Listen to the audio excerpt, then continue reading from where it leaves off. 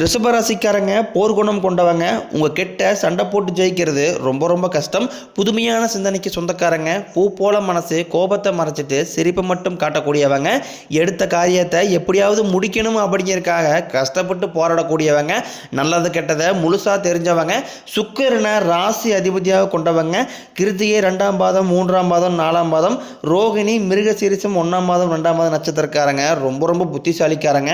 எல்லா இடங்களையும் நேர்மையும் உண்மையும் மட்டுமே நம்பக்கூடியவங்க. உங்களுக்கு சொந்தமோ பந்தமோ அது தப்புனா அது தப்பு தான்.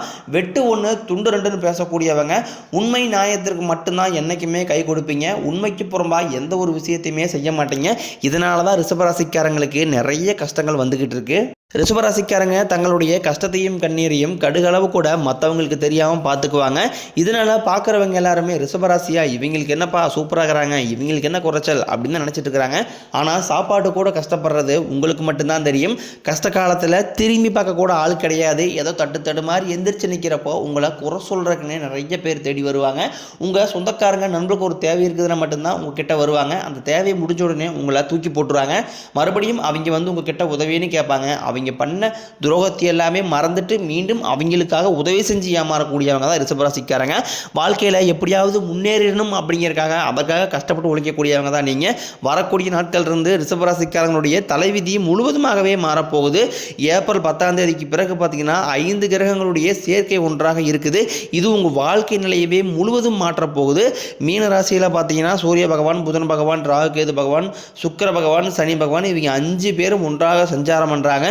இது ஒரு மிகப்பெரிய ஒரு அரிய நிகழ்வாகவே பார்க்கப்படுது. இதை நம்ம ஜோதிடத்தில் சதுர்கிரக யோகம்னு சொல்லுவோம். இது ரிஷபராசியை பொறுத்த வரைக்கும் பார்த்தீங்கன்னா கடந்த காலகட்டங்களில் நிறைய கஷ்ட துன்பங்களை அனுபவிச்சிருப்பீங்க. கடந்த 2 வருடத்தில் பெரிதாக பொருளாதாரத்தில் முன்னேற்றங்கள் இருந்திருக்காது. தொழிலில் பிரச்சனை, வேலையில் பிரச்சனை, குடும்பத்தில் பிரச்சனை, உடல் சார்ந்த பிரச்சனை எல்லாமே நீங்கள் சந்திச்சிருப்பீங்க. ஆனால் வரக்கூடிய நாட்கள் உங்களுக்கு முழுவதும் மாற்றுதல் தரக்கூடிய நாட்களாகவே பார்க்கப்படுது. ஏன்னா இந்த ஒரு 6 மாத காலகட்டம் அப்படிங்கிறது ரிஷபராசிக்கு மிகுந்த ராஜயோகத்தை தரக்கூடிய நாட்கள் அப்படின்னே சொல்லலாம். ரிஷபராசிக்காரங்க கடந்த காலகட்டங்களில் தங்களுடைய வாழ்க்கையில் நல்லது நடக்க போது நினச்சிட்டு இருந்திருப்பீங்க. ஆனால் உங்களுக்கு அந்த டைமில் ஒரு மிகப்பெரிய ஏமாற்றம் தான்.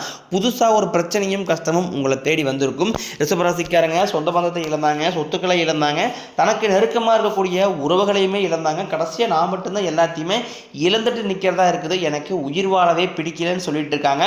இதுக்கு மேலே என்னால் வாழவே முடியலை சாமி, தயவு செஞ்சு என்னை வந்து உன் கூடையே கூட்டிகிட்டு போயிரு. நான் இவ்வளோ கஷ்டப்பட்டதுக்கப்புறம் எனக்கு வாழ்க்கையில் வாழணுங்கிற எண்ணம் சுத்தமாகவே போயிருச்சு. உங்க மனசுல கவலையும் துன்பம் தான் அதிகமாகவே இருக்கு. நீங்க செய்யக்கூடிய ஒவ்வொரு விஷயத்தையுமே தடுப்பதற்காகவும் வந்து உங்க கூட இருக்கிற நபர் வந்து நிறைய பேர் முயற்சி பண்ணிட்டு இருக்காங்க. இது எல்லாமே தெரிஞ்சுமே கூட நீங்க என்னமோ பண்ணுங்க, எனக்கு என்ன வந்துச்சு அப்படின்னு தன் வேலையில் மட்டும் குறிக்கோளாக இருக்கிறவங்க தான் ரிஷபராசிக்காரங்க. நீங்க என்னைக்குமே மற்றவங்க நம்பி இருக்கவே மாட்டீங்க. நம்மளால மற்றவங்களுக்கு கடுகளவு கூட துன்பம் வரக்கூடாதுன்னு நினைக்கிறவங்க தான் நீங்க. கொடுத்து சிவந்தக்காரங்களுக்கு சொந்தக்காரங்க உங்ககிட்ட இருந்தது அப்படின்னா எடுத்து கொடுத்துட்டு போயிட்டே இருப்பீங்க. மற்ற ராசிக்காரங்க மாதிரி என்னைக்குமே சொல்லி காட்டவே மாட்டீங்க.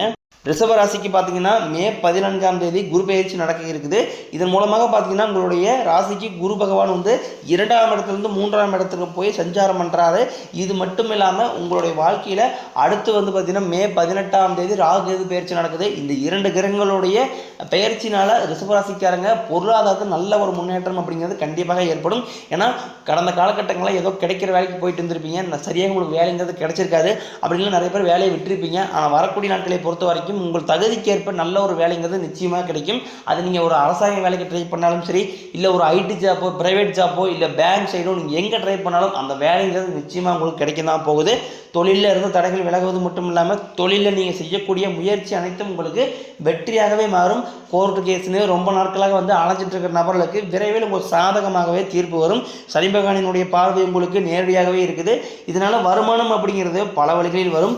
தொழிலில் லாபம் சற்று அதிகமாகவே கிடைக்கும். அரசியல்வாதிகளை பொறுத்த வரைக்கும் புதிய பொறுப்புகள், புதிய பதவிகள் எல்லாமே தானாகவே உங்களை வந்து சேரும். ராகு கேதுவால் உங்களுடைய செல்வாக்கு உயரும், உடல் ஆரோக்கியம் மேம்படும், சங்கடங்கள் நீங்கும். மறைமுகமாக உங்கள் தொழில் வாழ்க்கையிலையும் சரி, இல்லற வாழ்க்கையிலையும் சரி நிறைய நபர்கள் தொல்லை கொடுத்துருப்பாங்க. இனி அவர்களுடைய தொந்தரவுன்னு இருக்காது. எல்லாருமே பார்த்தீங்கன்னா சனி பெயர்ச்சிக்கு அப்புறம் பயப்படுறது ராகு கேது பெயர்ச்சி நினச்சி தான். ஏன்னா சனி பகவான் வந்து நல்லது பண்ணுவார், கெட்டது பண்ணுவார், ஆனால் கண்டுபிடிச்சலாம். ஆனால் ராகு கேது என்ன பண்ணுவார்னே தெரியாது, அதை கண்டே பிடிக்க முடியாது.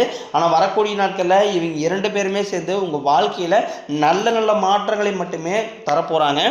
நீங்களும் ஒரு கம்பெனியில் கிட்டத்தட்ட 5-6 வருஷத்துக்கு மேலே வேலை செஞ்சுருப்பீங்க. ஆனால் நீங்கள் வேலை செய்யக்கூடிய இடங்களில் சரியான ஒரு அங்கீகாரம் அப்படிங்கிறது உங்களுக்கு கிடைச்சிருக்காது. ஒரு பதவி உயர்வோ ஒரு சம்பள உயர்வோ எதுவுமே கிடைச்சிருக்காது. நீங்களும் இரவு பகல் பார்க்காம அந்த கம்பெனிக்காக உழைச்சிருப்பீங்க. உங்களுடைய சொந்த கம்பெனியை நினச்சிருப்பீங்க. ஆனால் வரக்கூடிய நாட்கள் இருந்து பார்த்தீங்கன்னா உங்களுக்கும் பார்த்தீங்கன்னா சம்பள உயர்வு, பதவி உயர்வு, உங்களுக்கு மேலே இருக்கக்கூடிய அதிகாரிகளுடைய ஆதரவு முதற்கொண்டும் உங்களுக்கு கிடைக்க போகுது. இனி உங்கள் வார்த்தைக்கு நல்ல ஒரு மதிப்பு மரியாதை கிடைக்கும். அந்தஸ்தில் நீங்கள் எதிர்பார்த்த உயர்வுக்கு போக போகிறீங்க. தொழிலில் இருந்த தடைகள் விலகுவது மட்டும் இல்லாமல் சிலர் புதிதாக தொழில் தொடங்குவீங்க. உற்பத்தியில் இருந்த தடைகள் நீங்கி தொழிலை விரிவு செய்வீங்க. வரக்கூடிய நாட்களில் விற்பனை அதிகமாகும். ஏற்றுமதி இறக்குமதி தொழிலில் நல்ல லாபம் கிடைக்கும். நீங்கள் செய்யக்கூடியது சின்ன தொழிலோ பெரிய தொழிலோ நல்ல ஒரு வளர்ச்சி அப்படிங்கிறது நிச்சயம் உங்களுக்கு ஏற்படும். திருமணமாகாத ரிஷபராசி ஆண்களோ பெண்களோ, இதில் குறிப்பாக பார்த்தீங்கன்னா பெண்களுக்கு ஏதாவது ஒரு விதத்தில் திருமணம் அப்படிங்கிறது அமைஞ்சிருது. ஆனால் இதில் ஆண்கள் ரொம்ப ரொம்ப பாவம். ஏன்னா வயதும் பார்த்தீங்கன்னா 33, 35, 38 வயது வரைக்குமே நிறைய ஆண்களுக்கு திருமண நிலை அப்படிங்கிறது தடைப்பட்டே போயிட்டு இருக்கு. வரக்கூடிய நாட்களில் நீங்கள் எதிர்பார்த்த மாதிரி நல்ல ஒரு வரன் அப்படிங்கிறது நிச்சயமாக அமையும். அதுவும் பார்த்தீங்கன்னா ஆண்களுக்கு மிக மோசமான செயல்கள் நடந்துட்டு இருக்கு. ஏன்னா நிச்சயதார்த்தம் வரைக்கும் போவாங்க, ஏதாவது சொந்தக்காரங்க ஏதாவது சொல்லி கெடுத்து விட்டுருவாங்க. அதாவது ரிஷபராசிக்காரங்களுக்கு இந்த கையை நடக்கக்கூடாது, அதை கெடுத்து விடணும் அப்படிங்கிறத நிறைய நபர்கள் சுற்றிக்கிட்டு இருக்காங்க. இனி அவர்களுடைய தொந்தரவும் இருக்காது. நீங்கள் எதிர்பார்த்த மாதிரி திருமண வாழ்க்கை அப்படிங்கிறது கண்டிப்பாக உங்களுக்கு வரக்கூடிய ஒரு 6-7 மாதங்களுக்குள்ள கண்டிப்பாக உங்களுக்கு நடக்கும். வாழ்க்கை துணையை இழந்த ரிஷபராசி ஆண்களோ பெண்களோ அடுத்து 2வது திருமணம், அதாவது மறுமணம் பண்ணலாமா வேண்டாமா அப்படிங்கிற ஒரு குழப்பத்திலே இருப்பீங்க. ஏன்னா இப்போ இருக்கக்கூடிய காலகட்டத்தை வச்சு பார்க்கும்போது ஒரு சிங்கிள் பேரண்டால் இந்த சொசைட்டியை சர்வே பண்ணுறது ரொம்ப ரொம்ப கடினம். ஏன்னா பொருளாதாரத்திலையும் சரி பாதுகாப்பதிலையும் சரி. அதனால் கண்டிப்பாக மறுமணம் அப்படிங்கிறது கண்டிப்பாக அது ஆணுக்கும் சரி பெண்ணுக்கும் சரி கண்டிப்பாக தேவை. குழந்தை பாக்கியத்திற்காக இயங்கியவர்களுக்கு விரைவில் குழந்தை பாக்கியம் அப்படிங்கிறது உண்டாகும். குரு பயிற்சி மூலமாகவும் ராகுகேது பயிற்சி மூலமாக உங்களுக்கு உடல் சார்ந்த பிரச்சனைகள் அனைத்தும் முழுவதுமாகவே நிவர்த்தியாகி நீங்கள் எதிர்பார்த்த மாதிரியே விரைவில் பிள்ளை பெறும் பாக்கியம் அப்படிங்கிறது உண்டாகும். பிரிந்திருக்கக்கூடிய கணவன் மனைவி எல்லாமே மீண்டும் ஒரு முறை சேர்ந்து பேசக்கூடிய வாய்ப்பு கிடைக்கும் பட்சத்தில் 2 பேரும் ஒன்றாக சேர்ந்து வாழக்கூடிய வாய்ப்புகள் பிரகாசமாகவே உள்ளது. காதலில் அதிகமாக தோல்வி அடையக்கூடிய ராசி அப்படின்னு பார்த்தீங்கன்னா அது முழுக்க ரிஷபராசிக்காரங்க தான். ஏன்னா ரிஷபராசிக்காரங்களுக்கும் காதலுக்கும் செட்டே ஆகாது. ஒரு மாதம் 2 மாதம் லவ் பண்ணுவாங்க, திடீர்னு பிரேக்கப் ஆயிரும். அப்படி அதையும் மீறி லவ் பண்ணி வீட்டுக்கு போய் சொன்னாங்கன்னா வீட்டில் இருக்கக்கூடிய பேரண்ட்ஸ் ஒத்துக்க மாட்டாங்க. இந்த மாதிரி நிறைய சிக்கல் எல்லாமே ரிஷபராசிக்காரங்க கடந்த காலகட்டங்களில் சந்திச்சு வந்திருப்பீங்க. இனி வரக்கூடிய நாட்களில் உங்களுடைய காதல் 100% கைகூடும். வீட்டில் போய் சொல்லும் போது வீட்டில் சம்மதத்துடனே பார்த்தீங்கன்னா உங்களுக்கு திருமணம் கண்டிப்பாக செய்து வைப்பாங்க.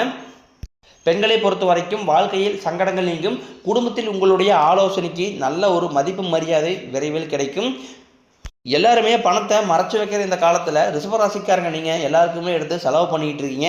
அப்படி நீங்கள் மற்றவங்க ஹெல்ப் பண்ணால் மட்டும்தான் ரிஷபராசிக்காரங்களுக்கு நிம்மதியாக தூக்குங்கிறதே வரும். ஏன்னா கடந்த காலகட்டங்களில் பொருளாதாரத்தில் பெரிதாக முன்னேற்றம் இல்லாதனால கடன் பிரச்சனை அப்படிங்கிறது கொஞ்சம் அதிகமாகவே இருக்குது. இப்போ நீங்கள் போய் ஒரு ரிஷபராசிக்காரங்களை பார்த்து கேட்டிங்க அப்படின்னா குறைஞ்சபட்சம் ஒரு 3 லட்ச ரூபா கடன் சொல்லுவாங்க. அந்த கடன் எப்போ தான் அடைக்க போகிறோம் அப்படின்னு டெய்லியுமே நினச்சிட்டு இருப்பாங்க. ஆனால் வரக்கூடிய நாட்கள் அப்படிங்கிறது பார்த்தீங்கன்னா பொருளாதாரத்தில் நல்ல ஒரு முன்னேற்றம் அப்படிங்கிறது இருக்க போகுது. ஏன்னா இந்த 2025 3 வருடங்களுடைய பயிற்சி இருக்கிறதுனால கண்டிப்பாக உங்கள் வாழ்க்கை நிலையை முழுவதுமாகவே மாற்ற போகிறாங்க.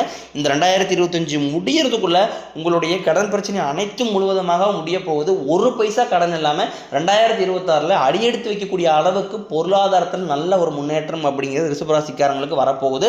கடினமான காரியத்தையும் சுலபமாக செஞ்சு முடிப்பீங்க. உங்ககிட்ட பணம் வாங்கிட்டு ரொம்ப நாட்களாக திருப்பி தராமல் இருக்கக்கூடிய உங்கள் நண்பர்கள் சொந்தக்காரங்க எல்லாமே உங்களுடைய பணத்தை விரைவில் திருப்பி தர போகிறாங்க. உங்கள் எளிமையான பேச்சு திறமையால் நீங்கள் அனைவரையுமே கவர்ந்து இழுப்பீங்க. சமூகத்தில் உங்கள் பெயருக்கும் புகழுக்கும் படிப்படியாக முன்னேற்றம் வரப்போகுது. சிலருக்கு படிப்பதற்காகவும் வேலை விஷயமாகவும் தொழில் விஷயமாகவும் வெளியூர் வெளிநாடு போகக்கூடிய வாய்ப்புகள் எல்லாமே கிடைக்க போகுது. உங்கள் குடும்பத்தில் கடந்த காலகட்டங்களில் எந்த ஒரு சுப நிகழ்ச்சியுமே நடந்திருக்காது. உங்கள் குடும்பத்தில் வரக்கூடிய நாட்களில் திருமணம், சீமந்தம், புதிதாக வீடு காட்ட ஆரம்பிப்பீங்க. கிரகப்பிரவேசம் போன்ற சுப நிகழ்ச்சி எல்லாமே விரைவில் நடக்க போகுது. சிலர் புதிதாக தொழில் தொடங்கணும்னு முயற்சி பண்ணுவீங்க. அந்த முயற்சிக்கு எதிர்பார்த்த உதவிகள் உங்களுக்கு நிச்சயம் கிடைக்கும். ரிஷபராசியை பொறுத்த வரைக்கும் நீங்கள் ஆண்களோ பெண்களோ அரசு வேலையோ தனியார் வேலையோ கூலி வேலையோ நீங்கள் எதிர்பாராத வருமானம் அப்படிங்கிறது நிச்சயம் கிடைக்கும். வேலையில் இருந்த பிரச்சனை தடுமாற்றம் அனைத்தும் உங்களுக்கு முழுவதுமாகவே மறைய போகுது. இனி வரக்கூடிய நாட்களில் ரிஷபராசிக்காரங்களுடைய வளர்ச்சி அப்படிங்கிறது ரொம்ப அபரிவிதமாக இருக்க போகுது. உங்களுடைய நண்பர்களும் சொந்தக்காரங்களே பார்த்தீங்கன்னா உங்கள் மீது பொறாமை கொள்ள போகிறாங்க. உடல் ரீதியை பொறுத்த வரைக்கும் மேசராசிக்காரங்களை அச்சுறுத்திட்டு பயமுறுத்திட்டு வந்த நோய்கள் அனைத்தும் உங்களுக்கு விரைவில் மருத்துவத்தாலேயே விலகப் போகுது. இரத்த கொதிப்பு, சர்க்கரை போன்ற நோய்கள் அனைத்தும் அனைத்தும் உங்களுக்கு விரைவில் கட்டுக்குள் வரும். ஆரோக்கியம் மேம்படும். குடும்பத்தில் உள்ள பிரச்சனைகள் நீங்கி தம்பதிகள் வந்து ஒருத்தருக்கு ஒருத்தர் புரிஞ்சுக்குவீங்க. புதிய வண்டி வாகனங்கள் வாங்குவீங்க, புதிய சொத்துக்கள் வாங்குவீங்க. ரிஷபராசியை பொறுத்த வரைக்கும் பரிகாரம்னு பார்த்தீங்கன்னா சனிக்கிழமை தோறும் நீங்கள் சனி பகவானுக்கு இரும்பு அகல் விளக்கு மூலம் நல்லெண்ணெய் தீபம் ஏற்றி வழிபாடு செஞ்சு வரும்போது உங்கள் வாழ்க்கை கண்டிப்பாக வளமாக மாறும்.